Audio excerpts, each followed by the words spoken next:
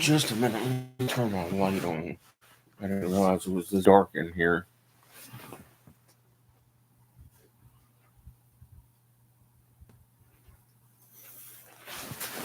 Alright, so hello and welcome to the video. It's about 1 o'clock in the morning. This video is about the nonsense of the crucifixion scene of Jesus compared to the nonsense of the Ark of the Covenant killing Dagon in Dagon's temple. I believe it's in the book of Kings, or maybe it's Samuel. I don't know.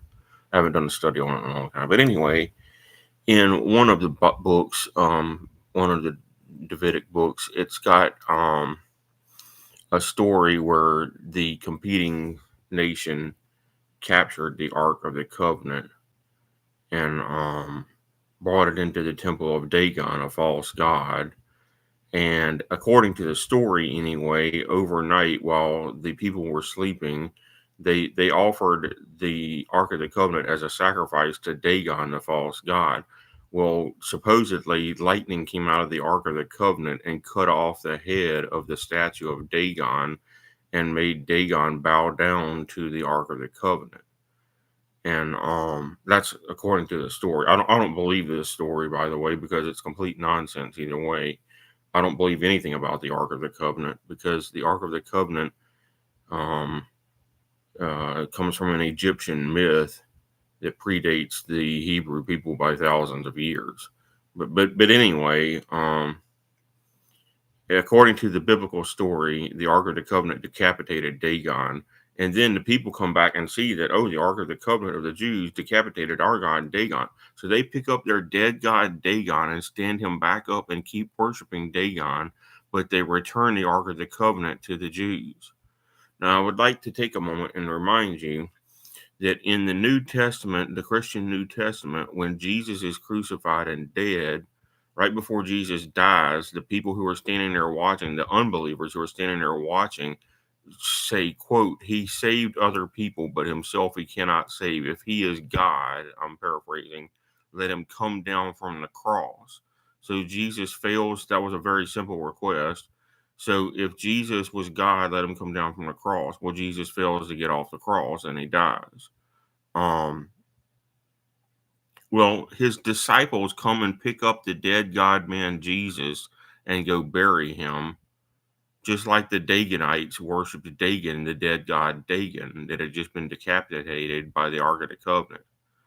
The disciples kept right on worshiping Jesus even though he was dead. All right. And then it tells you in the Christian New Testament that the Roman soldiers went and reported that the Christians stole Jesus' body and hid it somewhere. The Christians admitted to that for some reason. And it's in the New Testament that they stole and hid his body and faked everything.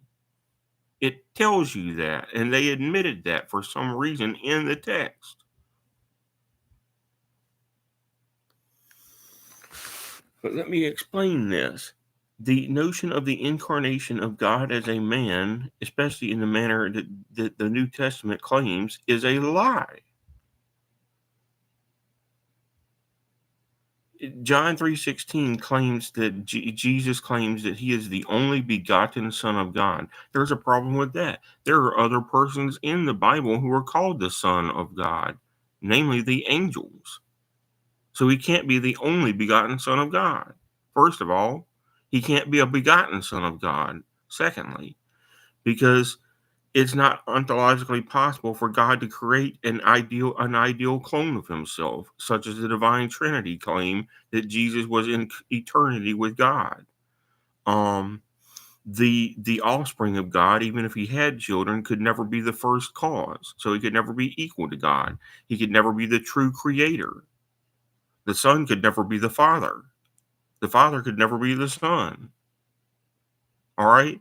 So Jesus cannot be his own father that he claimed at the end of John's gospel. He's a liar. Or whoever wrote that was a liar. You are your father's offspring. You are not your own father. Pretty simple stuff. basic law of logic and language. There's actually something called incompleteness theorem, which states that two things that are different cannot be equal. A cannot be B and B cannot be A.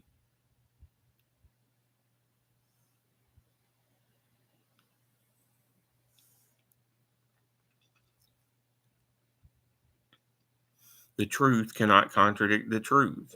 All right. So the Son of God cannot be the first cause, no matter how much he lied and claimed he was. And then I could show you also in the Gospels where, in one place, I think it was Philip who first claimed that Jesus knew everything, but then later Jesus admitted that he didn't know the time or seasons that the end of time was going to be his own self. And also, so in one place, Jesus denied being Almighty and claimed that it wasn't his right to give wasn't his authority to give to sit on the right and left hand of him in heaven, which he's not in heaven anyway. But then later he claimed to be Almighty. So he was a liar either way. You can't in one place deny having authority and then in another place claim that you have all authority. You're a liar. You're a liar when you claim to have all authority. You're a liar when you claim that you were going to sit at the right hand of the Father. Because that violates both the first and second commandment. And it violates Isaiah. God said, there is no God before Jehovah, there is no God beside Jehovah, and there shall be no God after Jehovah. So God does not have a son who would then become co-equal with God. That violates the book of Isaiah.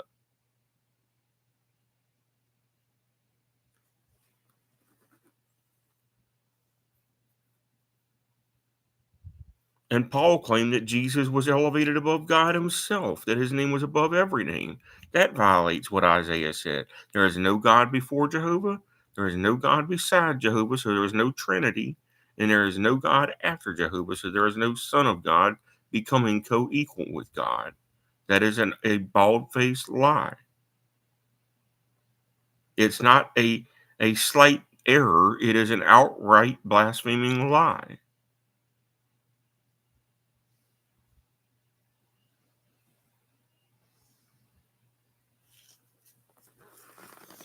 You wonder why there's so much stupidity that goes on in Christian churches, which I quit attending Christian church 20 years ago.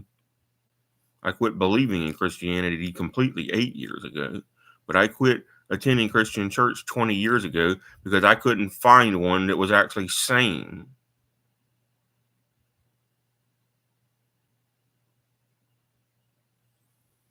They just make up whatever nonsense they want to claim from behind the pulpit and call that preaching.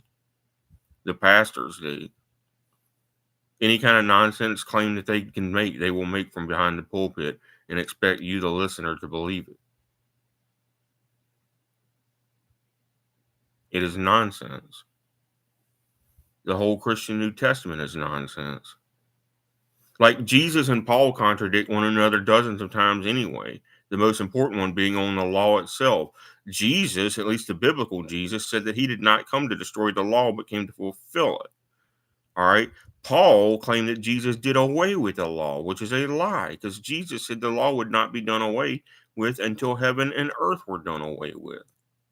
So they're both liars. Do you see how that works? Liars contradict one another. Liars contradict the truth, but liars also contradict one another.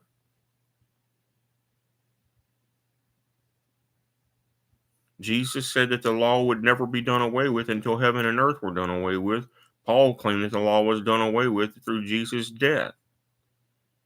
I can show you in the Bible, although I'd have to get that one over there, because which I haven't used that one in about 20 years anyway. That one right there, I got pissed off and tore the New Testament out a couple weeks ago, because I was making the point that the New Testament is a fraud. But anyway, the Christians did the exact same thing that the Bible was mocking the Dagon worshippers in the Book of Kings. I think it's the Book of Kings. And then let me explain something. I don't know what the Jews worshipped at the time that the Ark of the Covenant existed or supposedly existed, but I wouldn't worship that. All right. Because according to the story, Uzzah, who was supposedly a good man, was taking the Ark of the Covenant back to Israel, and the cart that he was carrying it in, because he wasn't a priest, all right, well, the cart that he was carrying it in hit a bump in the road and was about to flip over and dump the Ark of the Covenant on the ground. And according to the story, Uzzah stuck out his hand to prevent the Ark of the Covenant from falling on the ground and breaking. All right. And then, because he wasn't a priest and he accidentally and instinctively touched the Ark of the Covenant to prevent it from falling, supposedly God killed Uzzah just for touching the Ark of the Covenant. Would you worship God if that was the real God? I would not worship whatever that is. That's not God and that's not love. About like the story in one of the 5 Torah books. There's all kinds of problems all over the Bible. Why that's not the real God. In one of the Torah books, I think their names are Jonas and Jambres or something like that. 2 supposed prophets took fire from the wrong altar and put it in a censer. And according to the story, the Ark of the Covenant killed both of them like that, just because they used the wrong fire on the altar, which is also complete nonsense. Would you worship God if that was the real God? Would you worship whoever or whatever that is? That is not love. That is insane. So, you may as well take the Bible and stick it in a museum somewhere just to remember that somebody tried to talk about God. But almost everything in the Bible is flawed in some way, terribly. Would you worship God if that was the real God? Nobody would.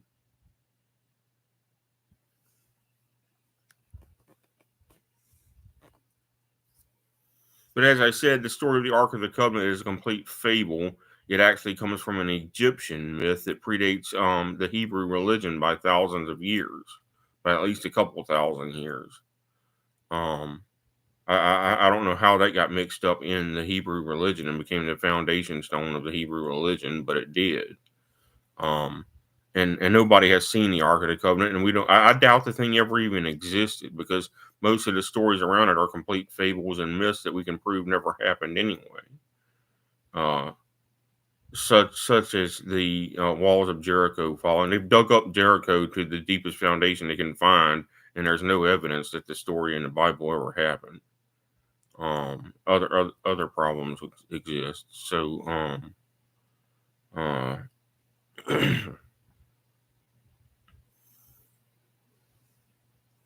or the story of Moses and the Amalekites and the other giants and Joshua fighting giants. There's no evidence that any giant human being in the ancient world ever existed.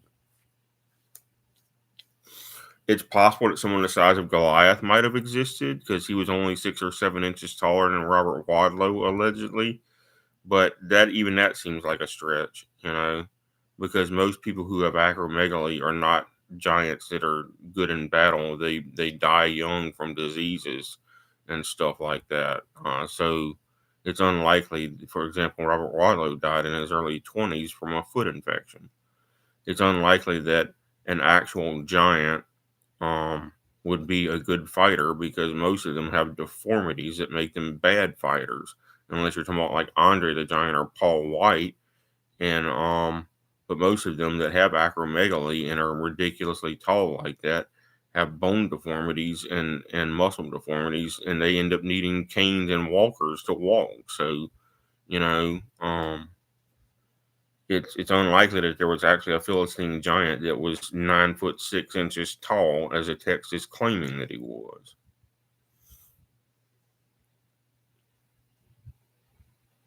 So all of this stuff, you just gotta like, it's a fable. That can't be the real God. The ontological argument and the cosmological argument prove there is a real God, and the entropy argument proves there is a real God, that the universe is not self-eternal; it was created. But the biblical notion of God is terribly flawed. because he tells you to love your neighbor as yourself in one place, but then he kills you for accidentally touching the ark. That makes no sense.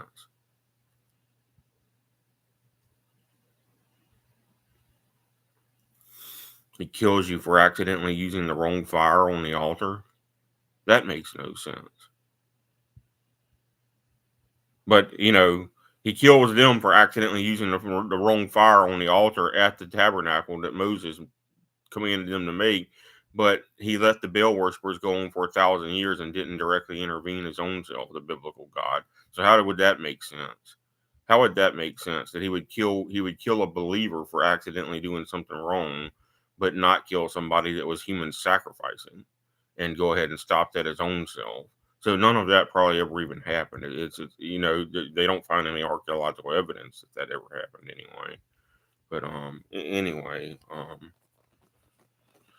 so people are believing a complete fable. If you want to believe in God, believe in what Isaac Newton believed. Believe in a rational, scientific creator God. But this stuff that's in there is completely nonsensical. There's also absolutely no evidence that a great flood ever happened, and even if it somehow did happen, there is no evidence that dinosaurs were ever on the ark with Noah, whoever he could have been or might have been. And that's actually stolen from a Babylonian myth in the Epic of Gilgamesh anyway. It has no basis in historical or archaeological fact that we can ever find any evidence of. The biggest proven flood in human history since humans have been on the earth is the Black Sea flood, and that's limited to one region, and the water rose in that one region by a couple 100 feet.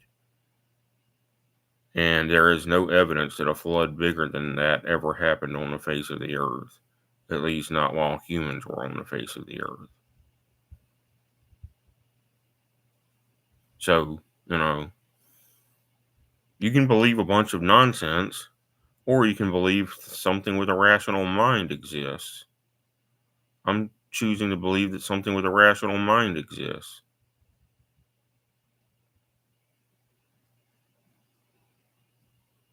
Another reason why I quit attending church, like I said, the pastors are all lunatics anyway, but Christians are false accusers. They absolutely do nothing but falsely accuse one another and falsely accuse the church down the street of other wrongdoing.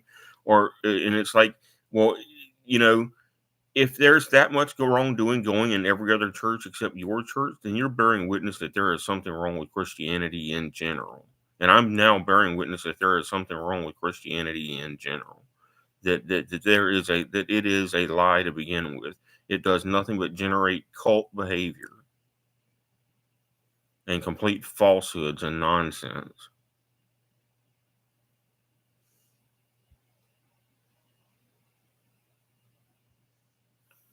I got called greedy yesterday by a dude on a debate forum, and I was never part of the greed gospel religion. I never believed in that anyway. I always opposed that prosperity gospel nonsense, which has no basis in the Bible or and certainly no basis in rational common sense.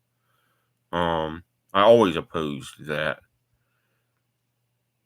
And I haven't prayed for anything for myself in 20 years because the last time I prayed for anything for myself, I was looking for a wife. But I found out that there are not very many godly women on this earth, and apparently I'm not destined to meet one of them. So I just quit bothering with that too, especially since I became medically disabled in the past several years. I just quit bothering with that. I don't pray for money. I don't pray for companionship. I don't pray for a wife. I've been alone for 43 years, and I can be alone for another 43 years. I really don't need that. I don't. And this dude accused me of being greedy, and I'm like, you have no idea who I am or what I am. It's like I give when I had a job, I would give my entire paycheck to poor people just because they asked me for money. I am not lying. One time I was at the gas station, and this has been 20 years ago, and I had about $140 in my wallet after I had paid for the gas and was on the way back out of the gas station. And I think I had two 20s or whatever and $100 bill in there. And a very obviously, truthfully poor person walked up to me. His clothes were absolutely tattered, and he asked me for money, and I said sure, I can give you something, God bless you. And I got my wallet out, and I went to grab a $20 bill, and I am not lying, the voice of God spoke to me audibly and said, no, go deeper. I went to grab a $20 bill and hand him a $20 bill, and the voice of God spoke to me audibly and said, no, go deeper in my wallet. And I grabbed a $100 bill and handed it to him, and the only thing I told him was, here you go. Please do not spend this on drugs or alcohol. And he said, I won't. And he said, thank you, thank you, thank you, thank God. And he ran away to wherever he was going. I'm not saying that to toot my own horn or something. I'm telling you this as a personal testimony that I was going to give him $20, and God commanded me to give him the $100 bill audibly. He said, no, go deeper. And I had already paid my tithe and offering and more to the church before then. And I was just randomly walking out into the gas station, and God told me to give the $100 bill to that man. So anybody accusing me of greed doesn't know what the heck they're talking about.